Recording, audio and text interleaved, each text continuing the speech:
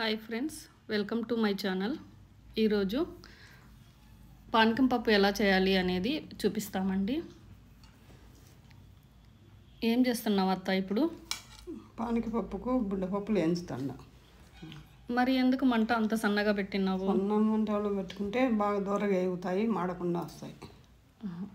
ఇలా చూడండి, మనం మంట కనుక ఫుల్గా పెడితే అవి కొన్ని వేగి కొన్ని వేగకుండా ఉంటాయి అనేసి సన్న మంటపై బుడ్డపప్పులను వేగిస్తూ ఉందండి. ముందుగా పానకం పప్పుకు కావాల్సినవి బుడ్డపప్పులు కాబట్టి వాటిని వేయించి చల్లారిన తర్వాత ఇలా పొట్టు తీసుకోవాలండి.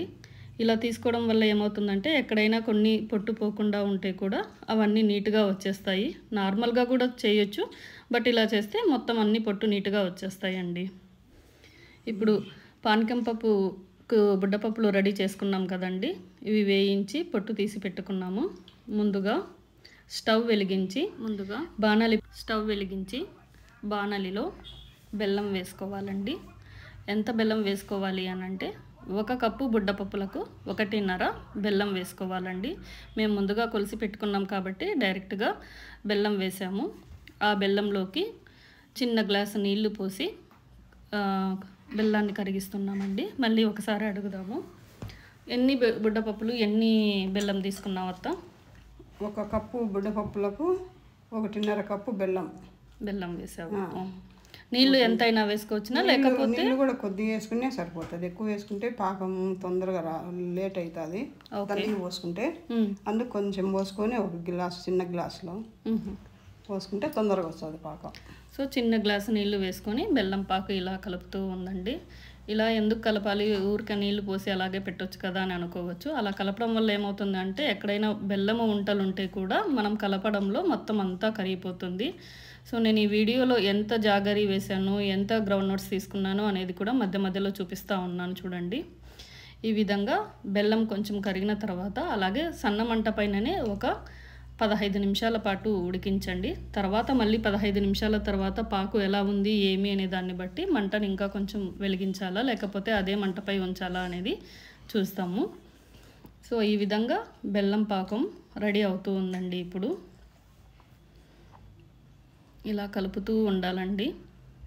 ఉంట పాకమా లేకపోతే తీగ పాకమా అత్త? ఉంట పాకం రావాలా. ఉంట పాకమే ఎందుకు రావాలా?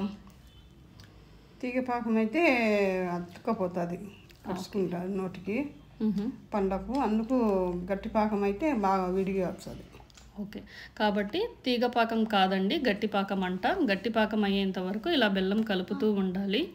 సో ఇప్పటికి 15 నిమిషాలు అయిందండి. 15 నిమిషాల తర్వాత పాకం బెల్లం అది గట్టిగా అయిందా లేక అలాగే ఉందా కొంచెం చూస్తూ ఉందాము.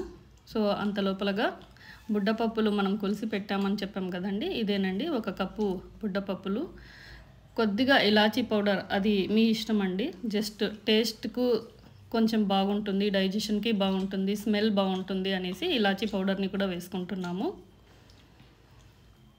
ఇలాచీ పౌడర్ని ఇలా మెత్తగా నూరి రెడీ పెట్టుకోవాలి. ఇప్పుడు ఒకసారి చెక్ చేస్తుందండి అత్తగారు. ఇది వచ్చింది అత్త. ఇప్పుడు బెల్లం పాకము వచ్చింది, గట్టి పాకం వచ్చింది. అట్లా తుంచితే తునగాల, అప్పుడు పాకం వచ్చినట్టు మనకు.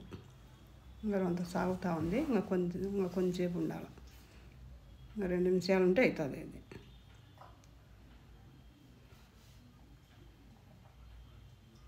ఈ విధంగా చూసుకొనేసి ఉంట పాకం వచ్చిన తర్వాత మనము రెడీగా పెట్టుకున్న బుడ్డపప్పులు ఉంటాయి కదండి, అవి అంతలోపు రెడీగా పెట్టండి.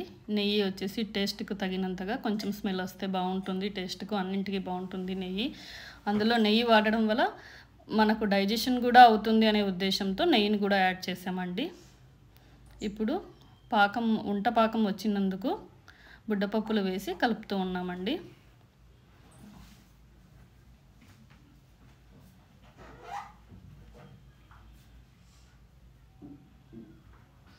ఇది ఎమ్మడే ఇట్లా కలిపేసేయాలి అత్త? ఏమన్నా లేట్ చేస్తే ఏమైనా గట్టిగా అవుతుంది. అట్లనే సన్న మంట మీద పెట్టుకొని కలుపుకోవాలి. అంత కలిసినాక ఇంకా ఒక ప్లేట్లో నూనె రాసుకొని దాంట్లో వేసుకొని ఇంకా కోసుకోవాలి మనం. ఓకే. సో కట్ చేసుకోవాలా. ఈ విధంగా పాకు రెడీ అయిన తర్వాత బుడ్డపప్పులు అందులో వేసి బాగా కలిపేసి అంతా కలిసే వరకు ఒకసారి చూసుకొని కలిపి ప్లేట్కి ఆల్రెడీ నెయ్యి పట్టించామండి, అందులోకి తీసుకున్నాము. పలకలుగా చేసి ఇట్లా కట్ చేసి పెట్టాము. ఎమ్మడే అయితే తుంచదండి, కాసేపు ఆరనివ్వండి. అలా ఆరనిచ్చిన తరువాత మీరు జస్ట్ అలా తుంచితే ప్రాపర్గా స్ప్లిట్ అయిపోతున్నాయి అన్నీ. సో ఇప్పుడు మన పానకం పప్పు రెడీగా ఉందండి. ఇప్పుడు మా అబ్బాయి వస్తాడండి, టేస్ట్ చేస్తాడో, ఎవరు టేస్ట్ చేస్తారో చూద్దాము. దీన్ని ఇంకా కావాలంటే చిన్న చిన్నగా కూడా కట్ చేసుకోవచ్చు. చేసి ఏం చేసేది? పానకం పప్పు బుజ్జి. బాగుంటాడా? బాగుంటుంది. ఓకే తినసరి.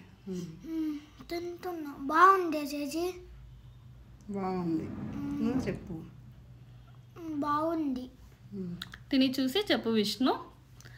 కొంచెం ఫస్ట్ చిన్నది టేస్ట్ చేసుకో, పెద్దది తింటానంటే పెద్దది కూడా తీసుకుందువు. ఇప్పుడు చిన్నది తీసుకొని నోట్లో వేసుకో. ఓకే అమ్మా. అంత పెద్దది తినగలిగితే తీసుకో, లేకపోతే చిన్నది తీసుకో. ఓకే, చిన్నది తీసుకుంటానులే. చాలా చక్కగా పెద్దగా ఉందండి. మా బాబు అంత తినలేడు, అందుకే చిన్నది తీసుకుంటా ఉన్నాడు. తిని టేస్ట్ ఎలా ఉందో చెప్పు విష్ణు. బాగుంది చేసి. చాలా బాగుంది అత్త, నేను కూడా నోట్లో వేసుకున్నాను. సూపర్ అత్త.